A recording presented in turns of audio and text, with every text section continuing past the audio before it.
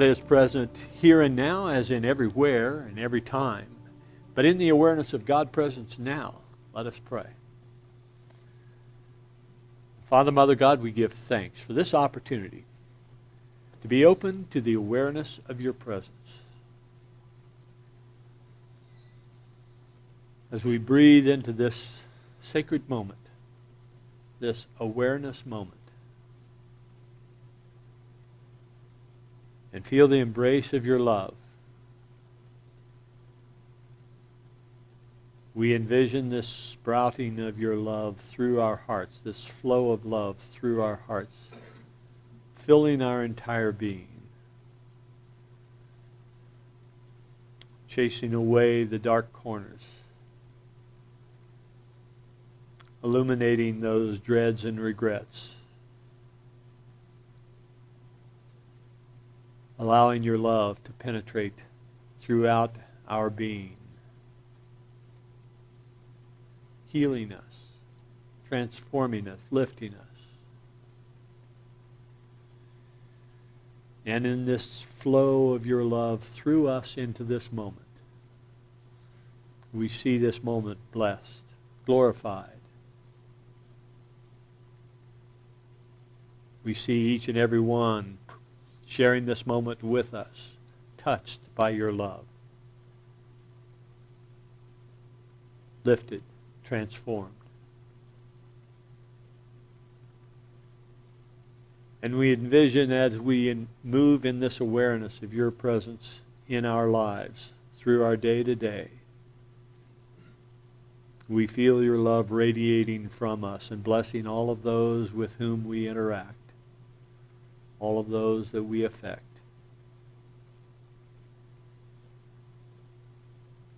And we see your love moving through this web of connectedness that we are part of, that we are instrumental in maintaining.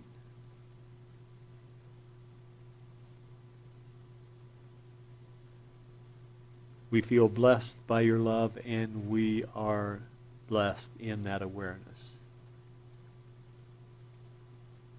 And so it is that together we say, Amen. Well, yeah. Isn't that on low? I think it is on low. How are you with turn it off or leave it where it is? Okay, all right. I'll just talk more loudly. How will that be? All right, so we are enough. We are enough. Over time, we may have gotten the message that we're not enough. Our society certainly engages that train of thought that there is scarcity out there, that we need to grab for all the gusto that we can before anybody else gets it. There is that teaching that comes to us through our parents and through our teachers and through our authority figures from the very early days that you will be enough if. You will be worthy if. And that conditional worthiness, that conditional enoughness is a very detrimental aspect of our society. So we learn to deal with that in one way or another. And the challenge is that if we are, as Brene Brown refers to daring greatly in the title of her book, if we are to dare greatly, we must overcome that, perhaps overcome's the wrong word, we must change that perception that we have about scarcity and abundance. It's particularly as it relates to our enoughness, our worthiness. She talks at length about the importance of accepting and celebrating our vulnerability. And our vulnerability is, in her mind, and the foundation of her work is that the vulnerability is the basis for our living what she calls a wholehearted life. The wholehearted life is in opposition to a life of scarcity, a life of fear. And so, in daring greatly, what we are engaged in is not necessarily accomplishing great things in the eyes of our society, but rather engaging a life that is wholehearted, that is from the heart, that is a life that is fearless. It is a life that is acknowledging the worthiness, not just of ourselves, but of all that is. I mean, we have this principle within unity that that divine order is in charge, that everything that is good. And we look upon those tragedies that occur, we look upon those disappointments that we experience, we look at those losses that we have in our relationships, in our finances, in the various aspects of our lives. We look upon those and we are connected, or we're locked into this idea that scarcity is something that we must avoid. So in her book, Daring Greatly, she talks about the importance of vulnerability. And she also points out that one of the things about vulnerability, one of the things that is most challenging to our realizing and accepting our vulnerability is shame. Shame is one of those things that, again, from early in our life, we have been exposed to shame of some sort. One of my earliest experiences of shame was one where I was, 4 or 5 years old. I was really, really young. And I discovered that I discovered my penis, okay? And I remember distinctly in my grandmother's house, she had this closet at the bottom of the stairs, and in this closet was all kinds of stuff, right? But I found that was a place where I could go and just be by myself. And so as I was experiencing this new discovery, my dad it was late at night, we were needing to get home, and my dad was looking throughout the house for me, and he finally discovered me in this closet. And I don't remember whether there was anything that I should have been ashamed about, but in his irritation and not finding me, he barged into the closet. He said, "What are you doing?" And it was in that, "What are you doing?" shame imbuing experience that shaped my sexuality for years, decades. And it's amazing how something like that becomes imprinted on a child's mind, right? That becomes part of the track of who we experience ourselves to be. And you don't need to vocalize, but I'd like you to just take a moment and think back to the earliest time where you experienced shame. Who were the people involved? What was it about? I will dare say that we as fathers, by the way, happy Father's Day for those of you who are fathers, but we as fathers rely upon our parent tapes to guide us in how we manage our parenting skills, how we develop our parenting, or how we develop our parenting relationship. And that's it doesn't define it, it just establishes a framework from which we can either grow or not grow. And many of us have experienced fathers who have not grown out of their own parenting tapes. They have taken the lessons that they learned in their childhood that were imposed upon them by their parents notably their fathers, and the fathers were relying upon their parenting tapes, right? The things that they learned at the ages of 3, 4, and 5. And so it is that these parenting lessons, these fathering lessons, cascade down from generation to generation to generation. And without awareness, without the intervention of awareness, we will pass that on to our children. So we have all been affected by fathers, either the presence of or the absence of.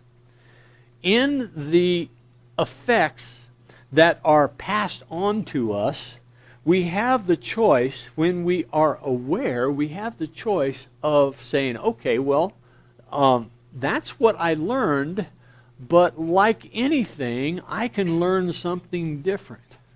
Now, this is not applying, I don't want you to think that just because you're not a father that you're not, that this talk doesn't apply to you. It does. It applies to each and every one of us, because we have the opportunity to look back upon what we learned as children and decide whether or not that is valid for us today. Valid for our relationships with our children, if we have children. Valid within our relationship with other people, and we all have relationships with other people. Our parenting, the parenting that we experienced as a child, was the foundation for where we are today and where we, what we are required to grow through. So,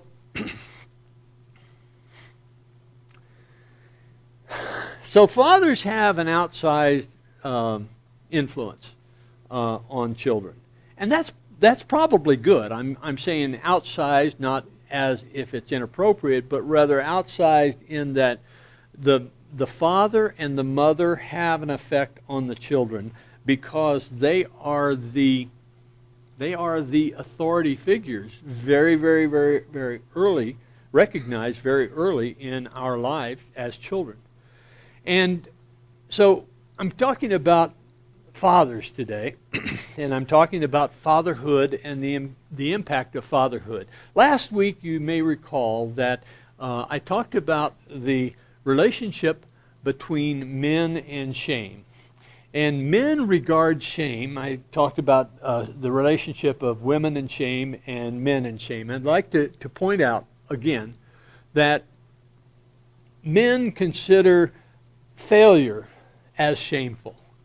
Not all men do, but that's really a model in our society that is taught. Men consider being wrong shameful. Men consider a sense of being defective as shameful, as perception of being soft as shameful, of revealing a weakness or showing fear or being criticized or ridiculed as being shameful. And remember that shame is the number one impediment to our willingness to feel vulnerable. Our willingness to feel vulnerable is an important foundation for us to dare greatly. Okay, so how we relate to shame and the things that cause us shame impacts how we are willing to be vulnerable in our relationships with others.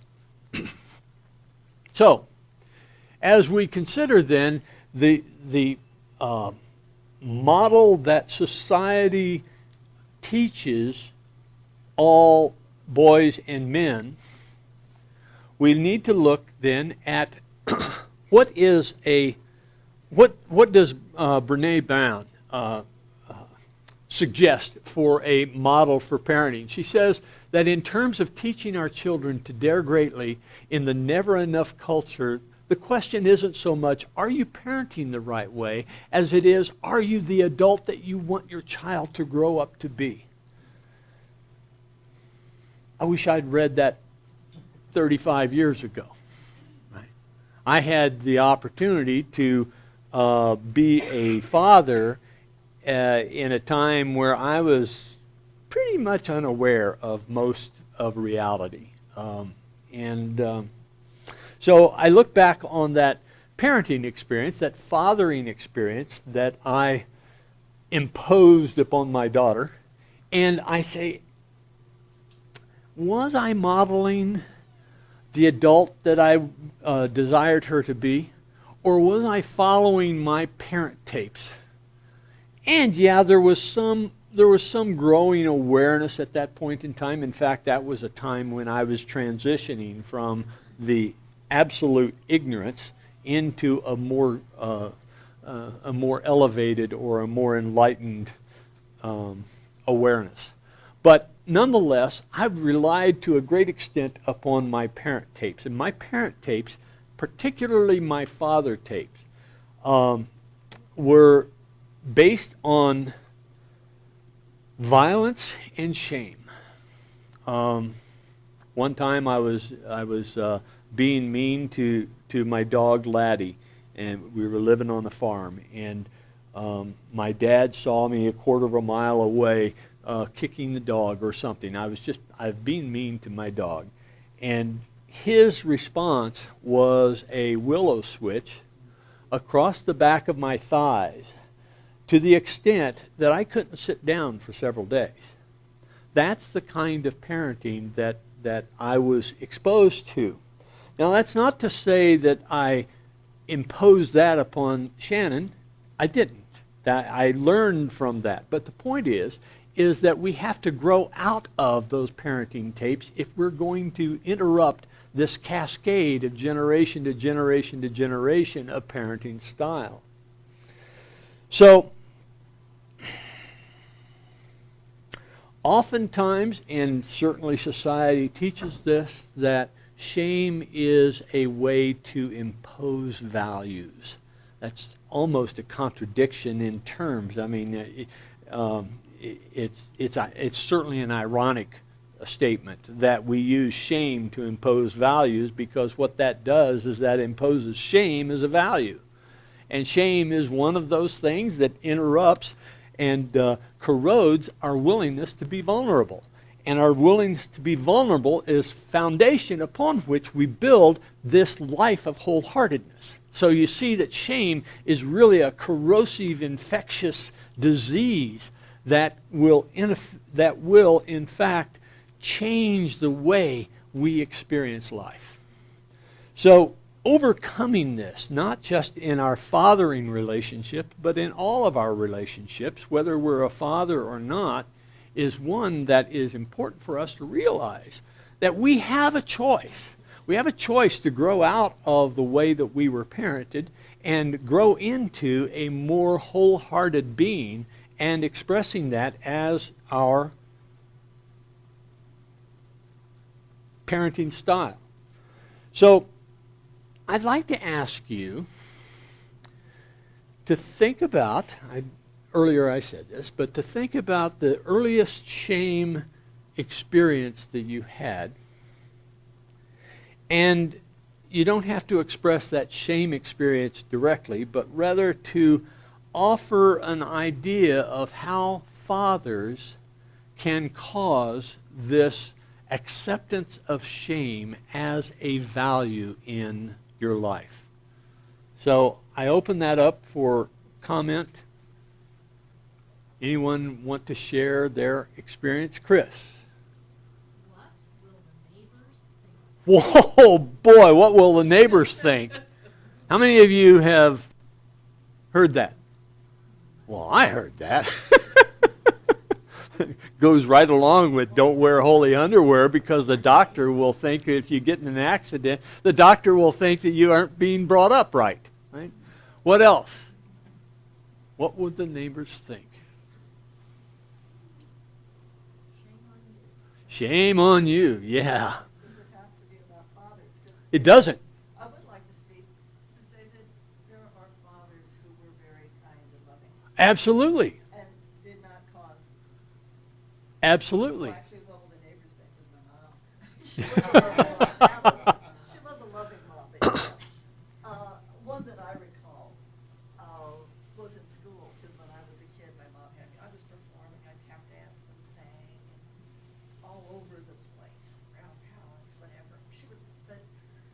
And I think the music teacher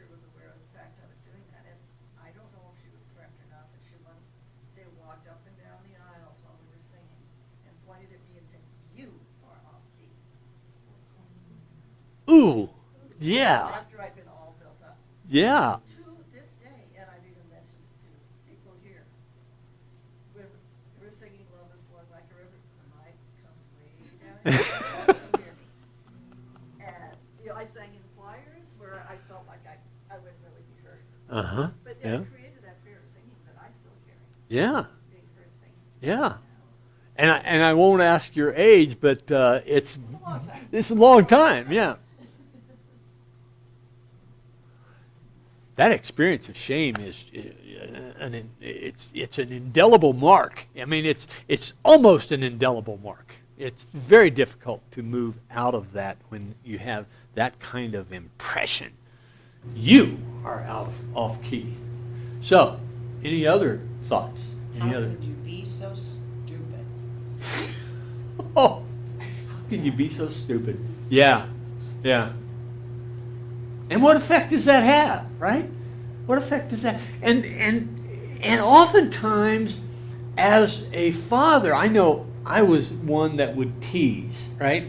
I would tease Shannon about this or that, and I'm not recalling any specific teasing that I did, but I'm certain that there was some teasing that I did that was not lighthearted teasing, but it was rather poking teasing. I'm certain of that. I don't recall those situations, and perhaps it's because I've looked at that and I said, that was not me. I didn't do that. Right? That suppression of memory. So the effect that we have on our children is something that is extraordinary, yet it is common.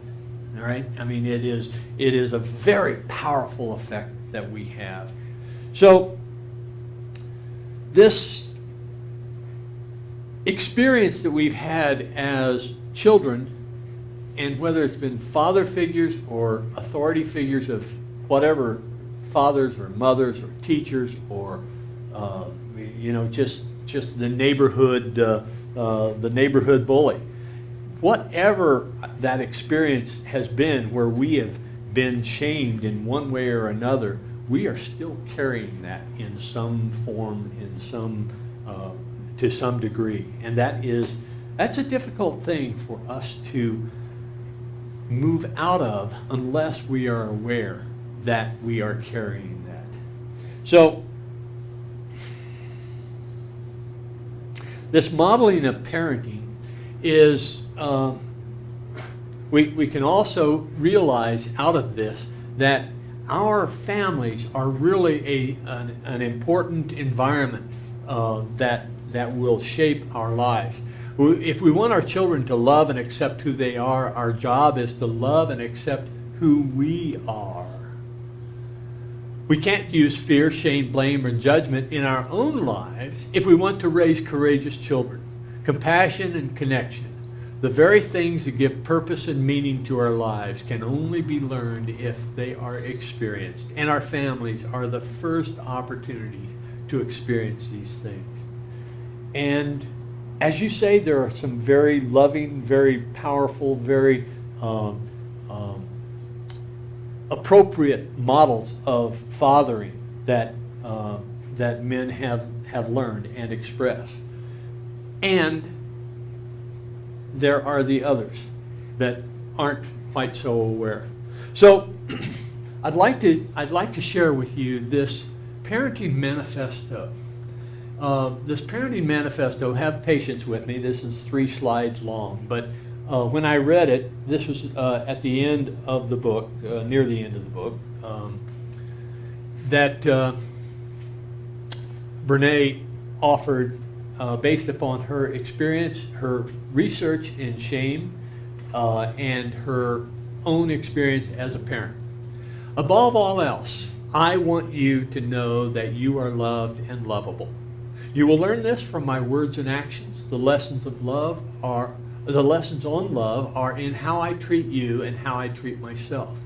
I want you to engage with the world from a place of worthiness. You will learn that you are worthy of love, belonging, and joy every time you see me practice self-compassion and embrace my own imperfections. We will practice courage in our family by showing up, letting ourselves be seen, and honoring vulnerability. We will share our stories of struggle and strength. There will always be room in our home for both. We will teach you compassion by practicing compassion with ourselves first, then with each other. We will set and respect boundaries. We will honor hard work, hope, and perseverance. Rest and play will be family values as well as family practices. Sorry. Okay. There. Okay. You will learn accountability and respect by watching me make mistakes and make amends, and by watching how I ask for what I need and talk about how I feel. I want you to know joy, so together we will practice gratitude. I want you to feel joy, so together we will learn how to be vulnerable. When uncertainty and scarcity visit, you will be able to draw from the Spirit that is a part of our everyday life. Together we will cry and face fear and grief. I will want to take away your pain, but instead I will sit with you and teach you how to feel it. We will laugh and sing and dance and create. We will always have permission to be ourselves with each other. No matter what, you will always belong here. As you begin your wholehearted journey, the greatest gift that I can give to you is to live and love with my whole heart and to dare greatly. I will not teach or love or show you anything perfectly, but I will let you see me, and I will always hold sacred the gift of seeing you, truly, deeply seeing you. Okay, so again, 35 years ago, I would love to have had that in hand. And we look back on our experience, and we look back at how our parents imbued this model of relationships with us, and we say, "Oh man, if I'd only known," right? So what now? What happens now? Brene offered a letter in her book of someone who wrote to her. This was someone who had not read the book, had not been to her workshops, but wrote this letter. Your work changed my life in a very strange way. My mom saw you speak in a church in Amarillo. Afterwards, she wrote me a long letter that said, I had no idea there was a difference between shame and guilt. I think I shamed you your entire life. I meant to use guilt. I never thought you weren't good enough. I did not like your choices, but I shamed you. I can't take that back, but I need you to know that you're the best thing that ever happened to me, and I'm so proud to be your mother. So this lady said, I couldn't believe it. My mom is 75 and I'm 55. It healed so much, and it changed everything, including the way I parent my own kids. And of course, at 55, her kids are at least teenagers, right? And probably adults. But here was a person who, the mother, wrote a letter to clarify, right, based upon her new understanding. And that affected this person. It healed so much, she said. So what I'm suggesting is that, okay, yeah, we may have made mistakes in our relationships with our children or relationships with the people around us. And it is not too late. It is never too late to make amends. I mean, that's part of the 12-step process, right? But it's never too late to make amends, to express what you know now in a way that is going to let the person that you affected adversely experience your sincerity and experience this awareness that, yeah, mistakes were made, but we have the opportunity to grow. Not to start again, because we can't erase those memories, but to grow from where we are, to expand our relationship, to expand our awareness of the worthiness that we respect each other to be. And so in those relationships, I can think of, if I tried hard, I could think of at least a half a dozen relationships where writing a letter expressing to them what our awareness is now, and to ask, to make amends, to ask for forgiveness, to at least ask for a new awareness of our relationship as it was and as it can be. That is something that, regardless of whether we're a father or not, regardless of whether we were a good father or not so good father, regardless of whether this pertains to a relationship with children, or pertains to a relationship with parents, or pertains to a relationship with our neighbors or our work associates, we can express our vulnerability. We can offer ourselves up for ridicule and humiliation if we like. All right? I mean, we can open ourselves for that. That's really what being vulnerable is about. She makes a point of shame versus guilt. The shame being you are bad, the guilt being you did a bad thing.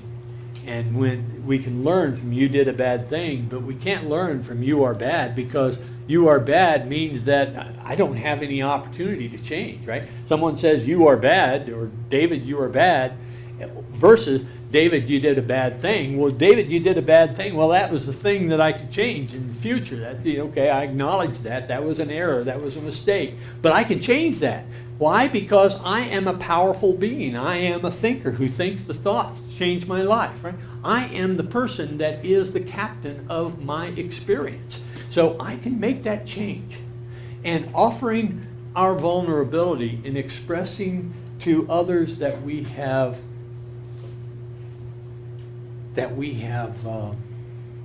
adversely affected is an important part of our building this foundation of vulnerability from which we can dare greatly. We'll have our meditation. As we come into our meditation, let us come in with I cast all my cares.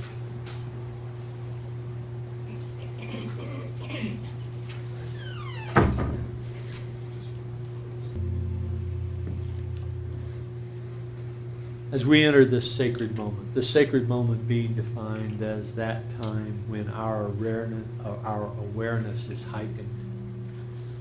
The awareness of our relationship with each other, the awareness of our relationship with God. This is a sacred moment as we hold this awareness. And as we breathe into this sacred moment,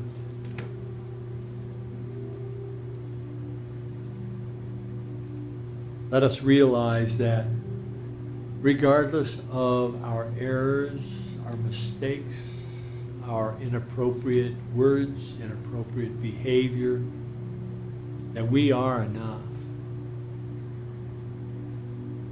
We are enough just as we are. Yes, we may want to grow. Yes, we may want to change. But right now, in this moment, we are enough. And there is nothing shameful about that. We are enough.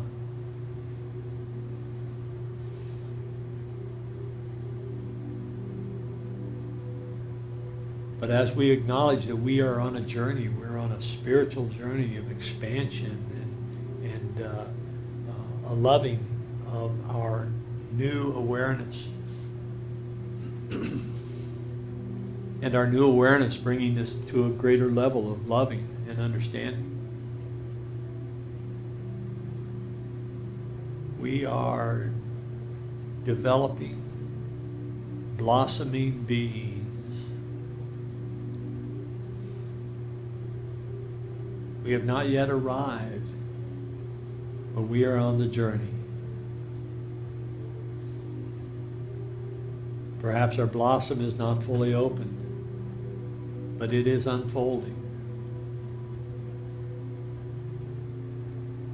We are enough. each of us. I am enough. I'd like you to share that phrase with me. Repeat with me. I am enough.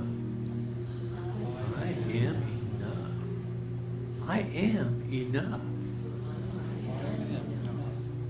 I am enough. I am enough just the way I am.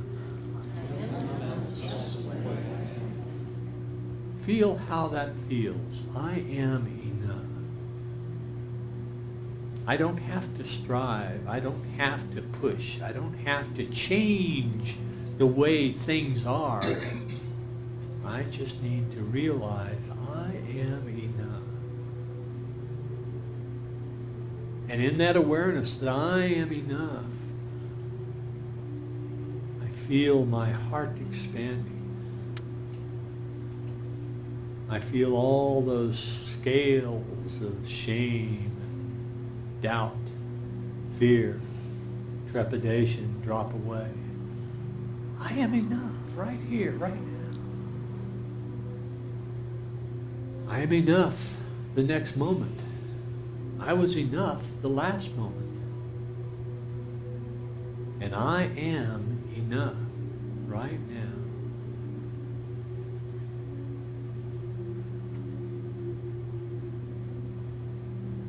I have made mistakes, but I am enough.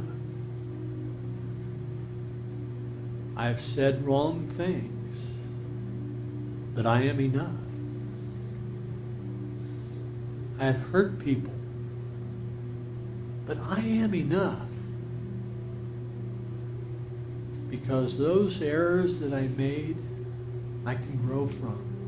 I can realize with the awareness that I am enough, I can also move into a greater awareness, a greater relationship with each other and with God.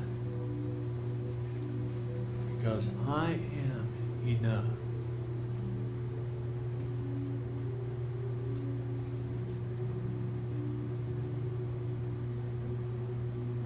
Breathe in and breathe out with that awareness that I am enough.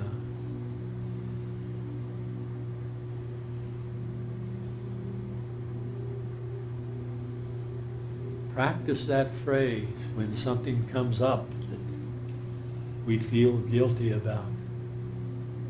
Let that phrase roll off the tongue. I am enough. Even though I did something wrong, I am enough.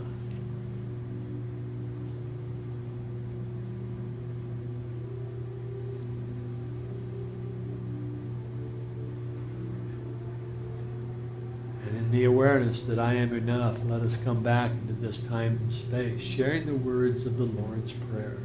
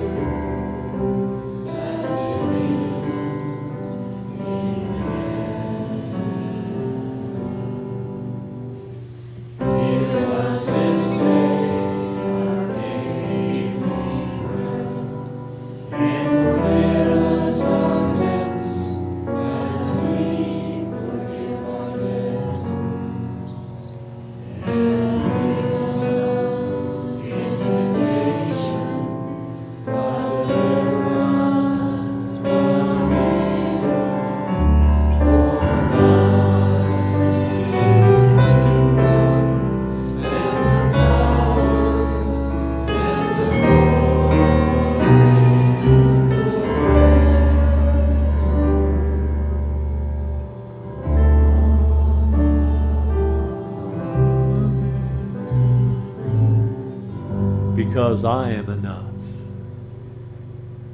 We'll take an offering for unity now. As we take our offerings in our hands, let us bless them with this offering statement. Together, please. Divine love through me blesses and multiplies all that I have, all that I give, and all that I receive. I give in love because I trust in God. And once again, Trinity Damask, in your reverence.